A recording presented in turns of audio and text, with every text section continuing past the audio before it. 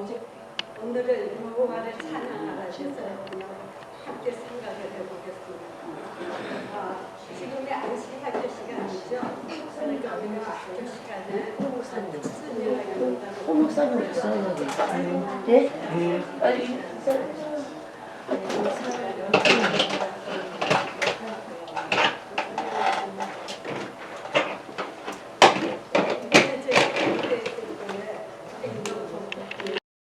찬양대를 지도할 때입니다. 아마 한국에 있을 적에 우리 획성본부교회 교인이 한 660여 명 정도 됐습니다.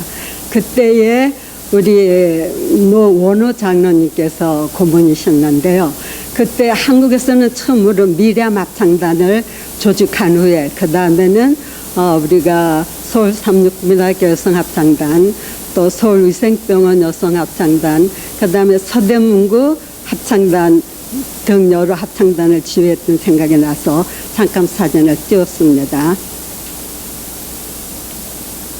예, 우리 오늘 시편 33편 1절로 3절을 읽으면서 우리가 꼭 알아야 할 것들을 한번 생각해 보겠습니다.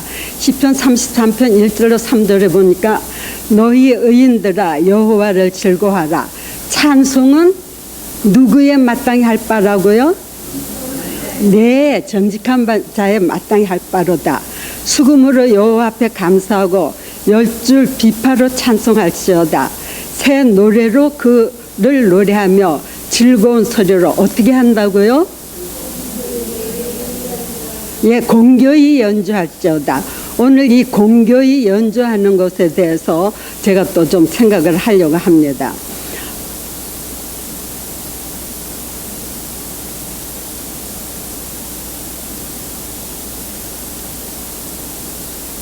예, 마틴 루터는 말씀하시기를 마틴 루터 목사님입니다. 찬송은 곡서 붙은 기도요, 신앙 고백이요, 감사요, 간증이요, 설교와 같다고 그랬죠. 그 다음에 또 마귀는 뭐라고 그랬어요? 마귀는 하나님 말씀 못지않게 찬송 소리에도 쫓겨난다고 그랬습니다. 존 칼빈 목사님이죠. 역시 음악은 하나님이 주신 선물이라고 그렇게 얘기를 했습니다. 예, 우리가 오늘 생각할 점들은요, 먼저 시편 33편 3절에 있는 말씀, 공교히 즐거운 소리로 하는 것을 좀 여러분하고 생각하고요. 그 다음에 묵상, 임예성입니다. 묵상과 임예성은 어떤 의미를 가지고 있는지 좀 공부를 하고요. 그 다음에 온 땅, 회중이, 여러분들 우리 전부 다 이렇게 앉아서 회중이 저 찬송을 드리는데 회중. 그 다음에는 우리 예언의 신의 권면에서 좀 말씀을 드리겠습니다. 시간을 제가 보니까 한 20분 정도 되는 것 같아요. 그래서 그 안에서 준비를 해보았습니다. 네, 먼저 즐거운 소리. 아까 33장 3절에 볼 거니까 뭐라고 그랬어요? 즐거운 소리는 찬양하는 사람의 정열적인 마음, 자세를 뜻하고, 그 다음에 공교히는 자신이 소유하고 있는 재주를 다해서 솜씨 있게 악기를 연주하라는 의미입니다. 그 다음에 여러분들 공교히는 어떤 뜻을 가지고 있어요? 숙련된 특별히 기술을 이해하게 하는 것이죠. 우리 영어의 디자인이나 스크립트가 같이 솜씨 있게 잘 연주하라는 것입니다. 이렇게 솜씨 있게 잘 연주하려면 어떻게 해야 돼요? 예, 연습이 필요해요. 또 배움이 필요해요. 훈련이 필요합니다. 그래서 우리가 재주를 다해 숙련된 솜씨로 여호와를 찬양하라는 것입니다.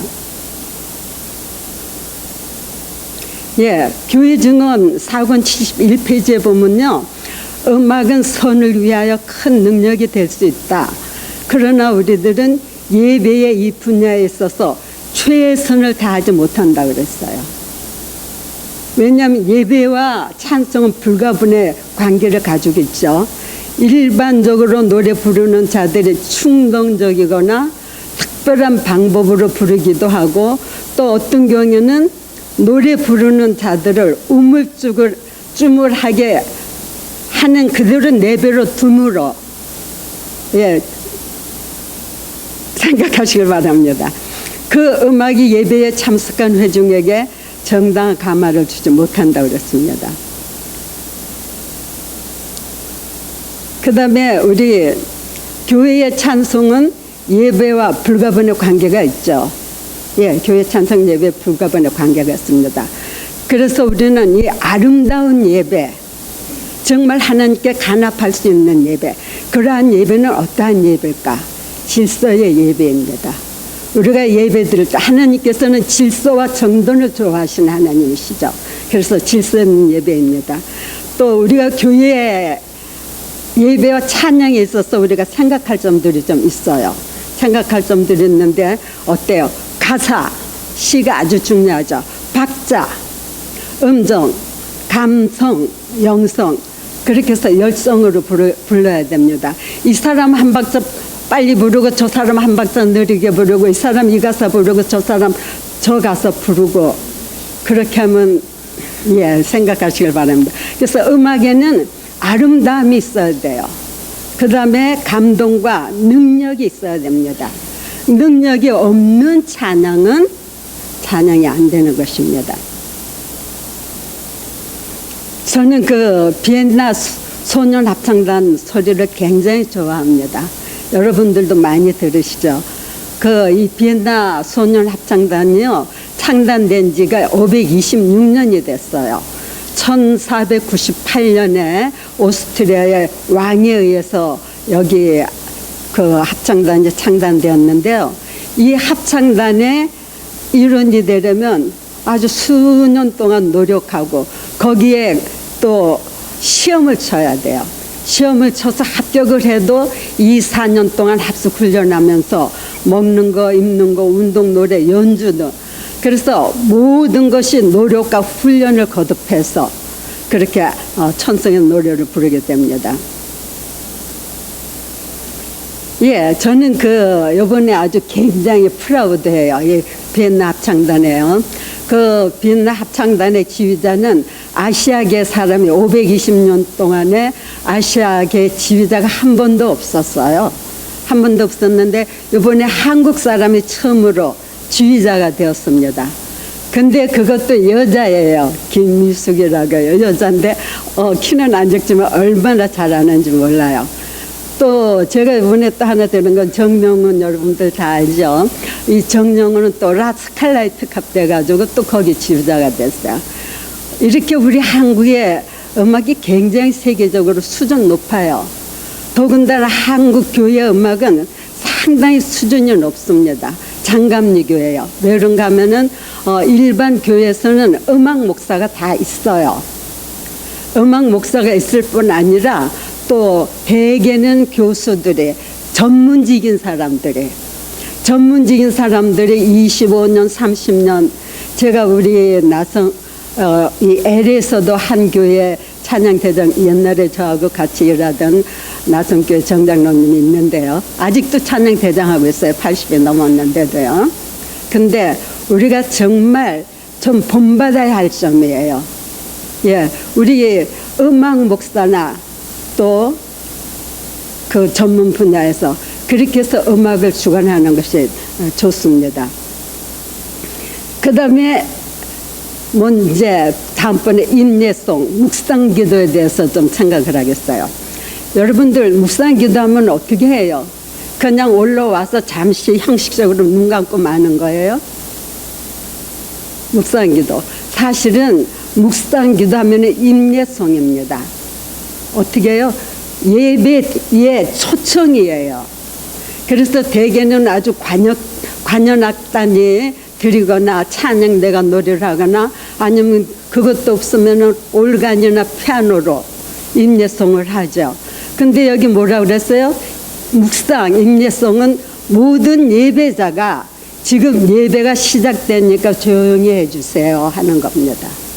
예, 우리가 좀 알면 좋죠. 그 다음에 하박국 2장 20절에 뭐라 그러는 게 아니라 오직 여호와는 그 성전에 계시니 온 천하는 그 앞에서 잠잠할지니라 그랬어요. 그 다음에 두 번째는 어떻게 해요? 주님이 예배에 임하시니 주님 앞에서 잠잠하십시오 하는 겁니다. 우리가 이 묵상은 예배로의 초청이에요. 그리고 이 예배는 주님이 항상 임재하십니다. 주님이 항상 임재하셔서 주님이 계시는 것입니다. 그렇기 때문에 스가랴 2장 12절에 뭐라고 그래요? 여호와 앞에서 잠잠할 것은 여호와께서 그 성소에서 일어나심이니라 하고 말씀하셨습니다. 그 다음에요, 우리가 묵상 기도를 드릴 때 어떻게 해요?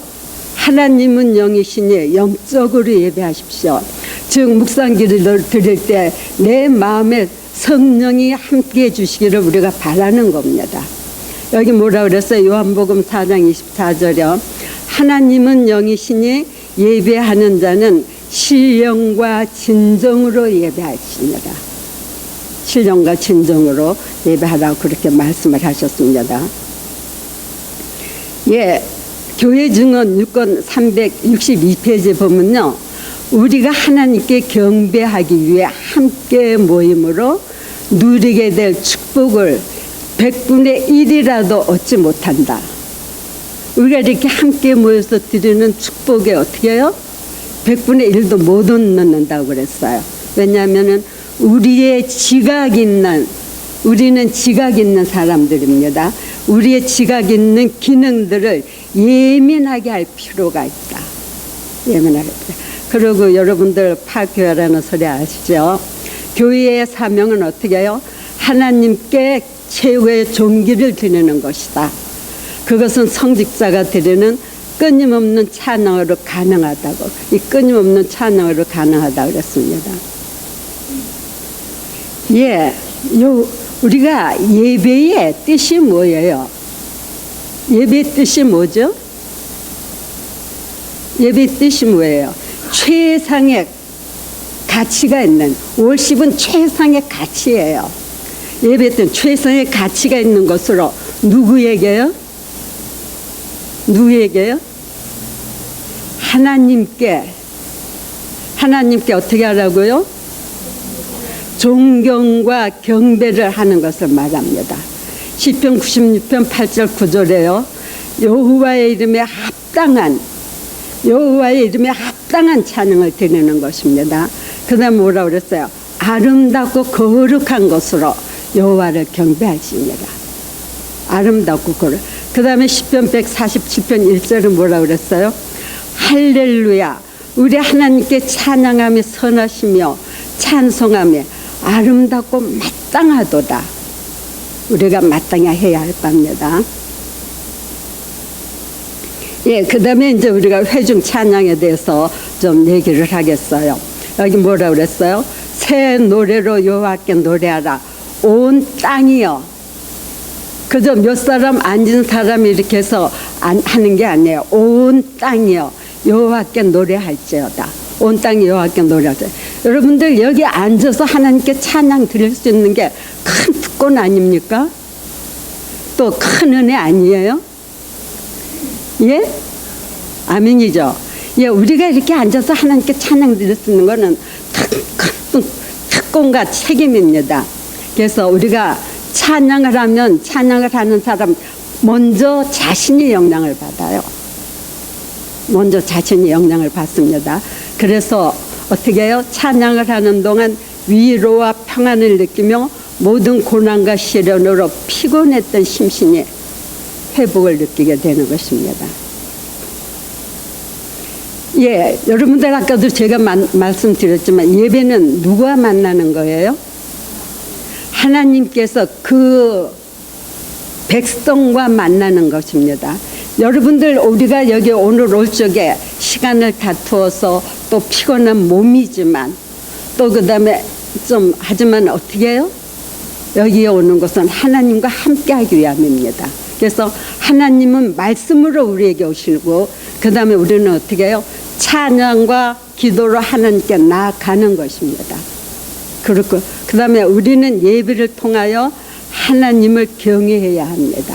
예배를 통해서. 그 다음에 예배의 향유는 그 대상이 누구세요?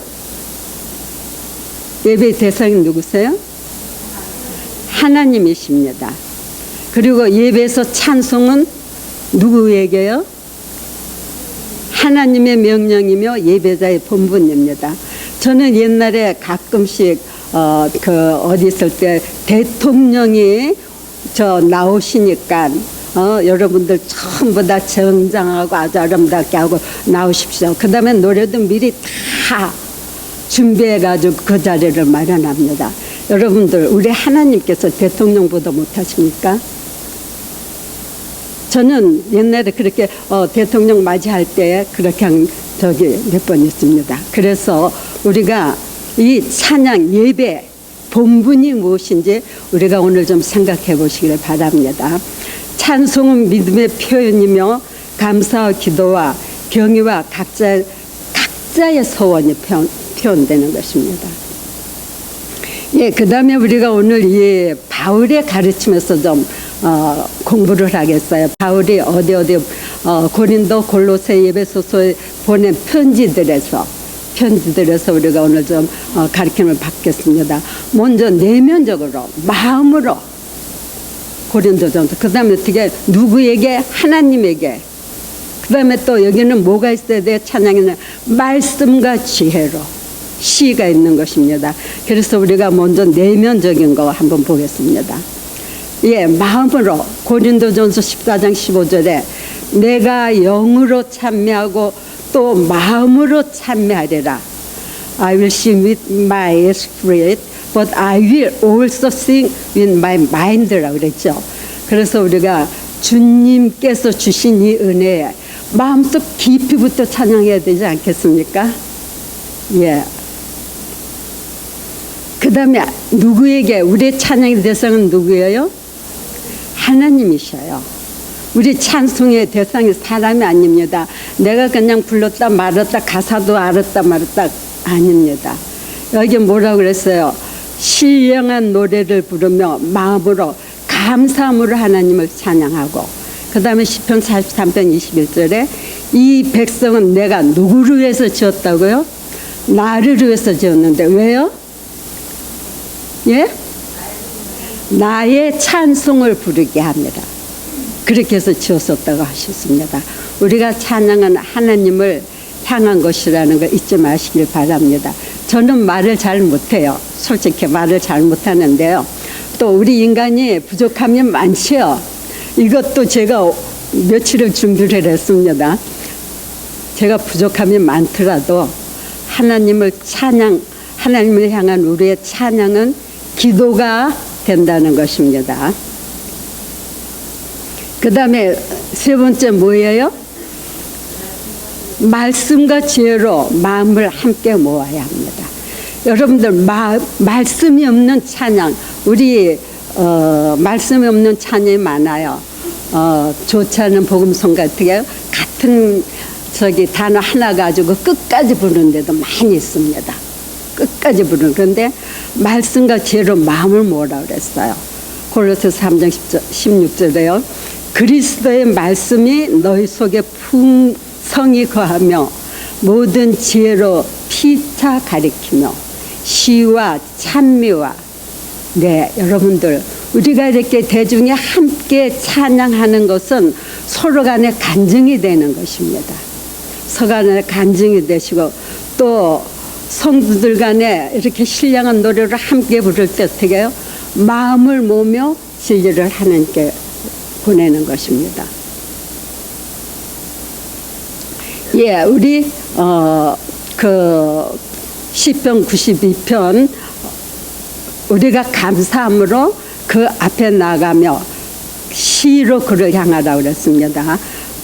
시편 3장 16절은 아까 봤기 때문에 다시 넘어가겠습니다. 그 다음에 이제 예언의 신의 권면에서 좀 살펴보겠습니다. 예언의 신의 권면에서 복음 사역자에게 사역자 357쪽에 볼 것 같으면 찬미의 참뜻을 이해하고 우러나는 심정으로 노래 부를 때에 하늘 음악가들도 그 곡조에 맞추어 감사의 찬송을 함께 부른다고 그랬습니다. 여러분들 우리가 여기서 찬미 부를 때 우리만 부르는 게 아니에요. 그 다음에 교회 증언 6권에 볼 것 같으면요, 빈약한 찬송을 하나님께서는 슬퍼하신다고 그랬어요. 이 땅에서 이루어지는 모든 성도의 집회마다 우리는 성도 수가 적으니까 이 집회는 하나님이 안 계실까요? 예, 모든 집회마다 하나님의 천사가 함께 한다고 그랬어요. 함께하며 우리의 간증과 노래와 기도를 듣는다고 그러셨어요. 그래서 우리의 찬양에 하늘 천사들의 찬양대가 가세하고 있음을, 항상 함께하고 있음을 기억하라고 말씀하십니다. 예, 전도법 180 쪽에 보면요, 찬미를 부를 때 우리 큰 소리를 한번 읽어보세요. 시작. 단 한 번이라도 비애와 슬픔으로 노래하지 말고 장성국으로 부르지 않도록 하라. 예, 여러분, 우리가 제 박자에 맞춰도 부족한데 얼마나 느리게 부르는지 좀 제가 자꾸 여러분들에게 말씀드리는 것은 좀 들으세요. 들으시면 알 수가 있습니다. 그래서 장성국으로, 이거는 또 교회에 보내는 권면에도 그런 말씀이 있어요. 너무 느리게 부름으로 교회 보내는 권면에 장성국으로 부르지 않도록 하라고 그랬습니다. 예, 여러분들, 우리의 신앙생활이 어떤 거예요? 우리의 신앙생활은 정말 우울과 슬픔의 생활이 아니고요, 신앙생활은 평안과 기쁨의 생활이기 때문입니다. 그래서 우리가 감사한 마음으로 밝은 표정으로 기쁨으로 참여해야 하는 것입니다. 예, 저는 이 말씀을 아주 좋아합니다. 물론 에스겔에 있는 말씀도 좋아하지만요, 이사야 선지자가 뭐라고 얘기를 했어요? 하늘 보좌를 볼 때 서로 화창하며 거룩하다 거룩하다 거룩하다 만군의 여호와여, 그 영광이 온 땅에 충만하도다. 이같이 창화하는 자의 소리를 인하여 문지방에, 뭐가요? 문지방이 어떻게 한다고요? 요동하였다고 했어요. 문지방에. 여러분들, 우리가 지금 이 식구면은, 우리 식구면은 얼마나 많은 식구인지 몰라요. 가정에서도 가정이 흔들 정도로. 우리 여러분들, 제가 꼭 여러분들에게 부탁드리고 싶은 것은 정말 이 콜톤 교회가 아주 그냥 요동하도록 함께 찬송하기를 바라면서 말씀 마치겠습니다.